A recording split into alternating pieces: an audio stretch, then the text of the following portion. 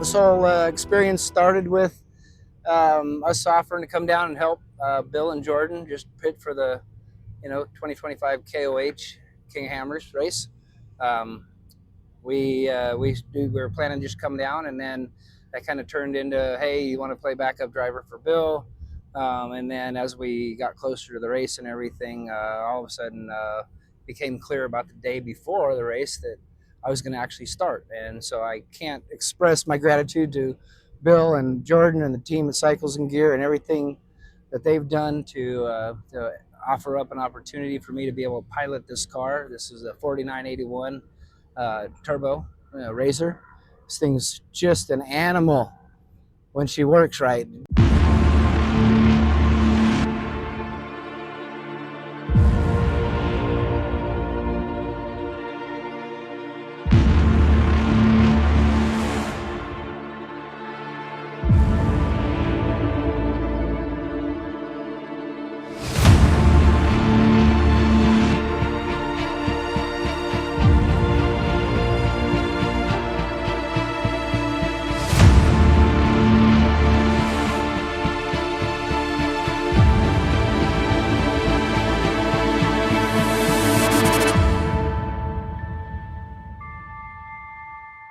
Struggled a little bit. We got out there.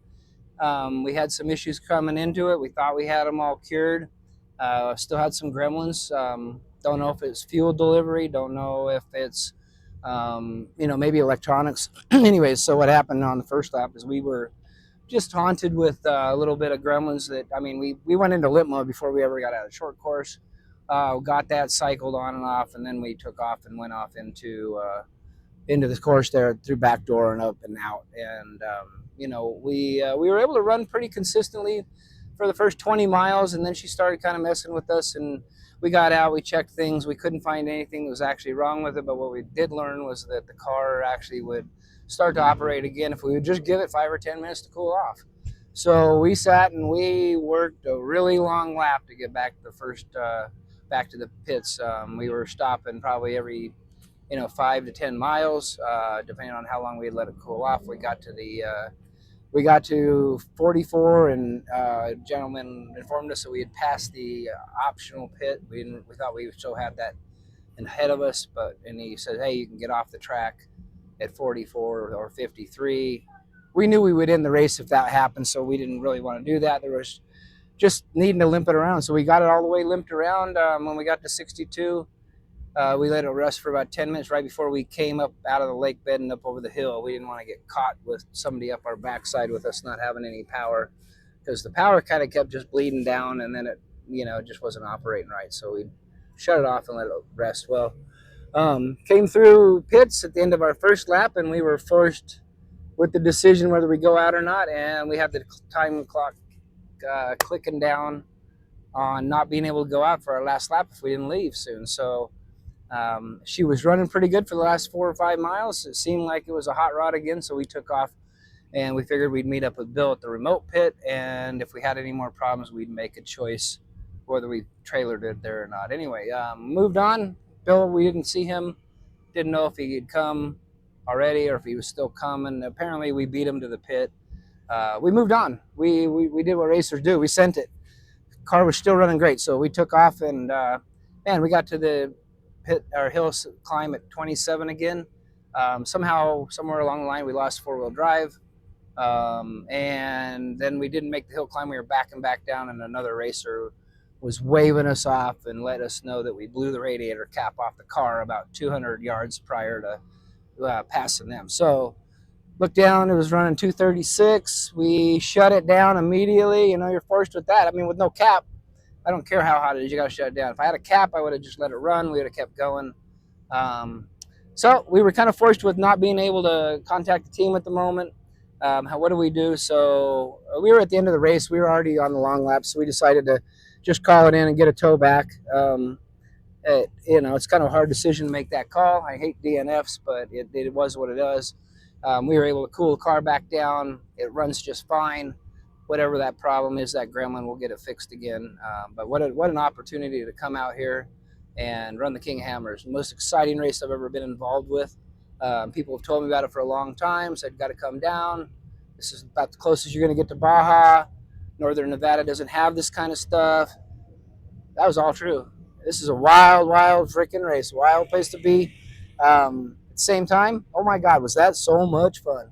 That thing was off the hook fun. I mean, there's nothing out there that intimidated me. I was able to come out, no flats, didn't screw up the car. We had some problems, but we did our best on it until had to call it. We tried to make a deal with the guys that were broke on for their radiator cap. We started plotting against maybe the rescue guys and stealing their radiator cap, because if we could just find the cap, we knew we could get going again. But it wasn't to be our day. I can't say enough to, again, to say thank you to Bill, Jordan, the crew of Cycles and Gear, BFG Tires, everybody that supports them, Rugged Radios.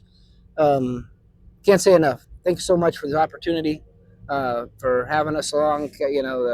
Myres Racing, Alpine, TNT, we all ganged up together to come down here and attack King Hammers 2025, and it wasn't successful, but damn, we all had a lot of fun. Until next time, we will be back.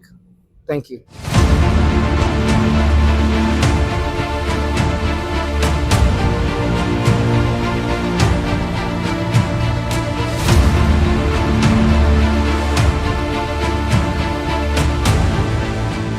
Bill from Reno Cycles and Gear. I own the place, or I did until a couple weeks ago. I'm sold out to Anderson Motorsports, and we hope they appreciate how hard these racers work and the crew that we have working with us, and they'll support us in the future.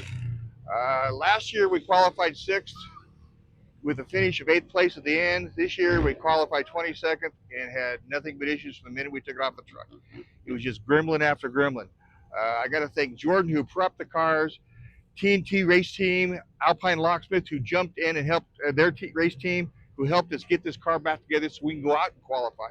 It was so much fun. If nobody's ever been in a Rock of the Hammer or a King of the Hammers race, you haven't been in the desert yet. This thing is an amazing place to come and watch 100,000 people watch motorsports. It is just too cool. We wish we would have done better, but we didn't. But we'll have fun, and we'll be back next year. We hope we'll be with the same car. Maybe hopefully it's got a different name on the side. And we'd like to thank Reno Cycles and Gear, Rugged Radios, Next Gen, and all the people that help us all year round. At our shop, we have guys that spend their own time writing these things. Jordan spends our time at night working on these things. And without a team, you cannot go desert racing. So I want to just thank everybody again, and thanks for hoping we did good. Thank you.